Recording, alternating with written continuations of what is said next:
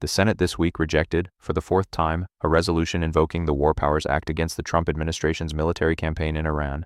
With the conflict nearing its 60-day statutory deadline and peace talks in Islamabad having collapsed, the question is sharp. Must Congress now assert its constitutional authority over this war?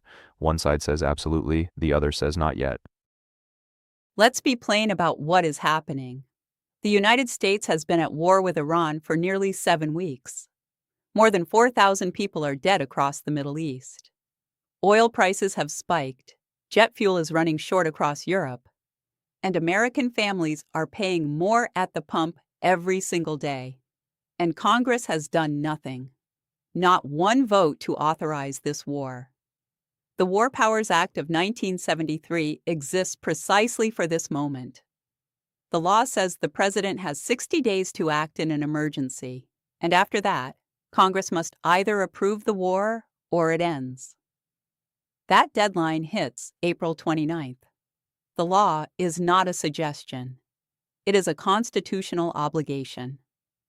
Republicans keep saying they support the troops, but what they are actually doing is handing one man unlimited authority to wage war on a country of 90 million people, with no debate, no authorization, no accountability.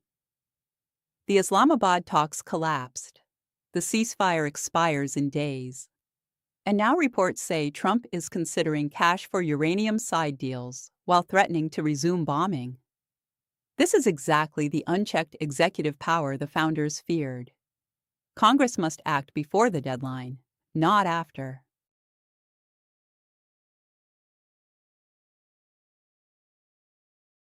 The left keeps saying Congress has done nothing.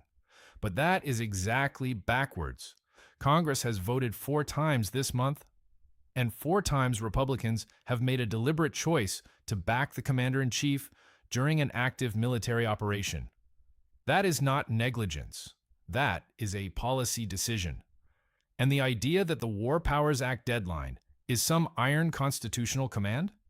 Senate Majority Leader Thune made it clear this week that war funding is the real lever Congress holds.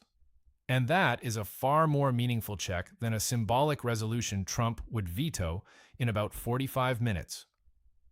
Here is what the left conveniently leaves out. Iran closed the Strait of Hormuz. Iran has been enriching uranium to 60% purity. Iran's proxies have been killing Americans and Israelis for years. The Trump administration launched this campaign because Iran was weeks, not months, from a nuclear breakout capability. J.D. Vance flew to Islamabad personally and sat across from Iranian negotiators for 21 hours trying to end this diplomatically.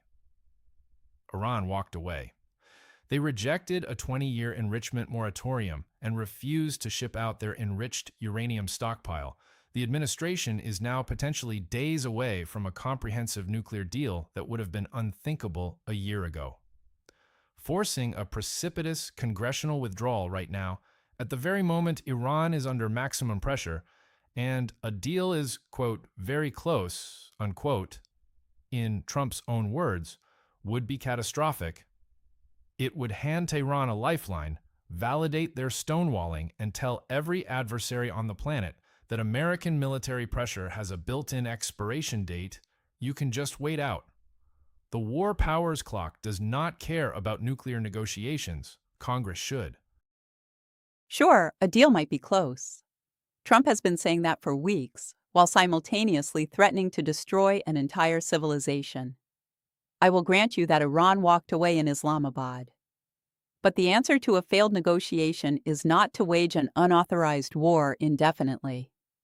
Senator Chris Murphy said it clearly on the floor this week. Dozens of American lives lost. Billions of dollars spent weekly. A regional war metastasizing. And Republicans will not even hold an oversight hearing.